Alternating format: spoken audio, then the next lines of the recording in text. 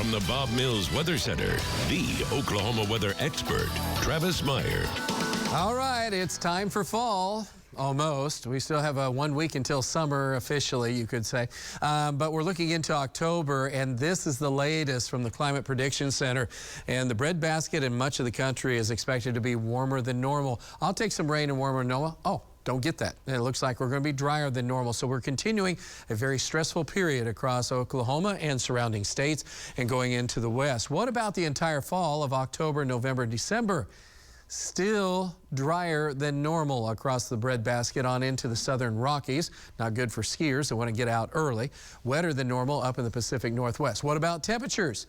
Warmer than normal. Well, that might help us at least save on some energy costs of heating homes. So we'll look at the bright side there. But other than that, there isn't a whole lot of brightness. In fact, there's a lot of drought and there is bright colors showing up. So we have drought going on all the way from the Dakotas down to Texas, out to California. And you see a lot of red in the Central Plains, and that has a lot to do with just the fact that we've been in this La Nina pattern, and we're headed into our third winter of La Nina, which kind of just basically means radical weather. And that's kind of what we're having and what we've had for the last couple of years. You get a whole bunch of rain and flooding, and then all of a sudden it's hot and dry, and then you're stuck in these patterns.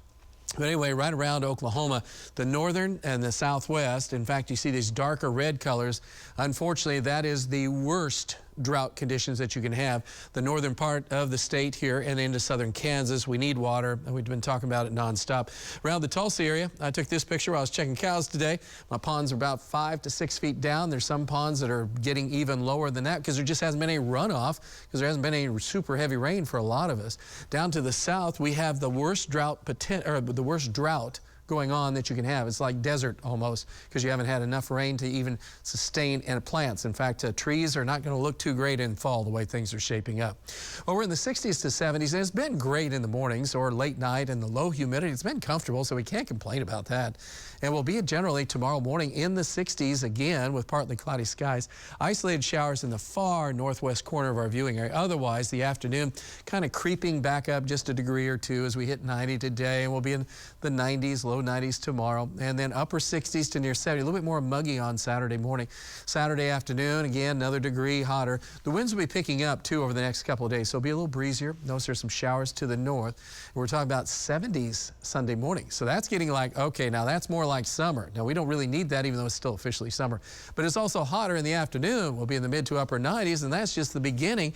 And unfortunately, we're going to be looking at records. The red indicates the records, so we're not going to break that as we go through the next couple of days, but we're going to get awful close and probably exceed next week. That's the last thing we need to do, especially when we're thinking about looking at fall and official beginning of fall. And the rain chances, I'm sorry, but there's just not a whole lot going on right now. And temperatures, most of our models are not really cooling it off. It's going to take almost 2 weeks for us to get to that point. So be ready. And that's the way it looks right now. All right, so forecast looks like this. Good start in the morning. That's not too bad. As we look on into the daytime hours, we're looking for temperatures in the mid-80s. It's warm. The skies will be fair to partly cloudy. And it's kind of nice in the afternoon because we'll have a breeze blowing, even though humidity levels are a little bit higher. And then we've adjusted temperatures very little.